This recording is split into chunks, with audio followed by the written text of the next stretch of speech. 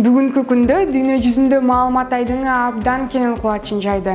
Тынымсыз жүз көрүп жаткан жаңы маалыматтарды окуп, көрүп, билүүгө толук жетишпей калып жатабыз. Туурабы достор? Ал эми кызык инфо рубрикасы дал ушул дүйнөлүк кызыктарды өзүнө камтып, силер үчүн эң пайдалуу жана маанилүү болгон маалыматтарды айтып берет. Аны мен Айсулуу Сүйүнбек кызы алып барам. Барыңарга салам. Арине, бүгүн эмне жөнүндө сөз болору барыңарга кызык чыгар. Алгачкы тема дүйнөдөгү эң мыкты 5 университет. Учурда эң өнүккөн жана мыкты кадрларды даярдаган алдыңкы окуу жайлардын көпчүлүгү Европада. Алардын ичинен 5-орунда Оксфорд университети турат. 1096 ачылган Оксфорд университети Англияда жайгашкан байыркы окуу жай. Бул окуу жайда 20 миңден ашуун студенттер билим алат. Университеттин 38 колледжи, 6 жатаканасы бар. Оксфорддун канцлери сэр Крис Паттен. Канцлер бул ректор. Университетте окутуучулардын штаты абдан чоң, дээрлик 4000 адам. Оксфорд окутууда уникалдуу репетитордук системаны колдонот. Ар бир студентке тандалган адистик боюнча адис жеке камкордук көрөт. Студенттерди даярдоонун негизги багыттары гуманитардык, математикалык, физикалык, коомдук илимдер, медицина жана экологиялык илимдер. Оксфорд университет гана эмес, эң ири илимий борбор. Оксфорддо 100дөн ашык китепкана жана музейлери, басмаканасы бар. Бул окуу жайда студенттер жылына 26 700 евро төлөшөт, а биздин сомго 2 302 000 сомду түзөт. Абаса, Оксфорддо 27 Улуу Британиянын өкмөт министрлери жана дүйнө жүзүндөгү мамлекет өкмөт башчылары, ошондой эле көптөгөн көрүнүктүү бүтүрүүчүлөр билим алган.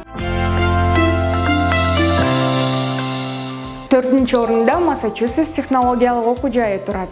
Бул Америкадагы жеке менчик изилдөөчү жогорку окуу жайы. Ал 1861-жылы өлкөнүн өнөр жайын тез өнүктүрүү максатында түзүлгөн. Институтта дүйнөнүн 115 өлкөсүнүн 12 миңден ашуун студенттер билим алат.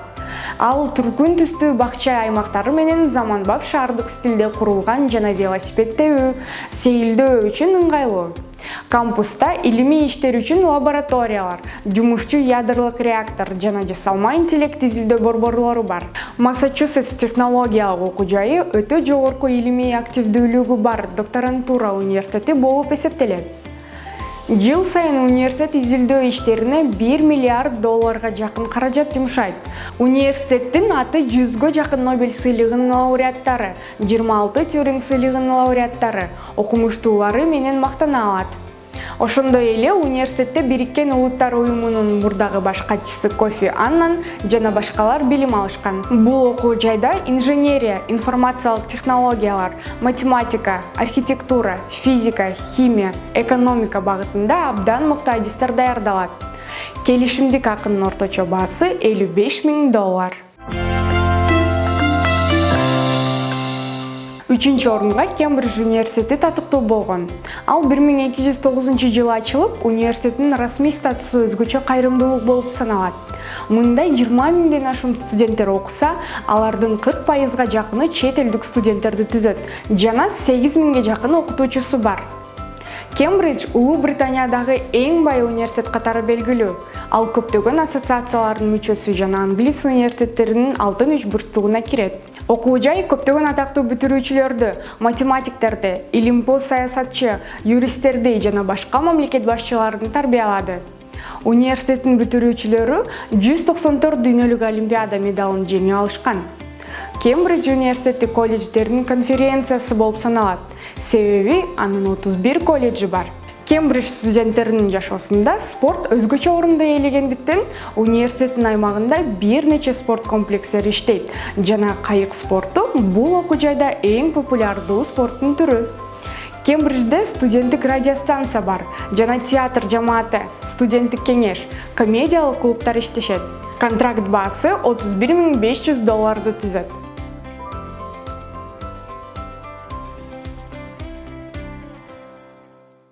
2-орунда Стэнфорд университети турат. Ал Стэнфорд шаарындагы жеке менчик изилдөө университети болуп саналат.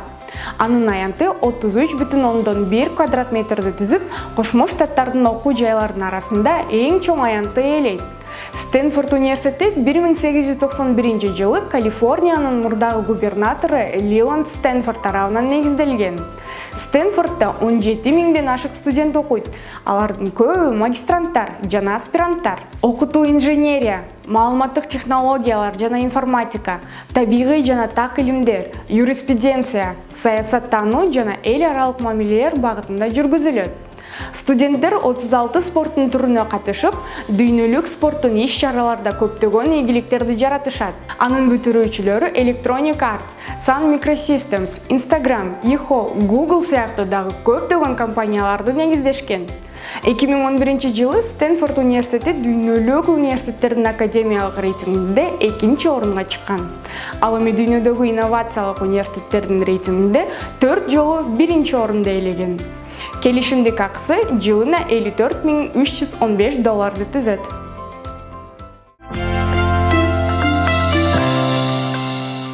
Ура, достор!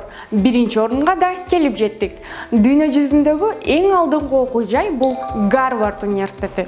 Ал 1636 жылы негизделген жана учурда университетте 21 000 студент билим алууда.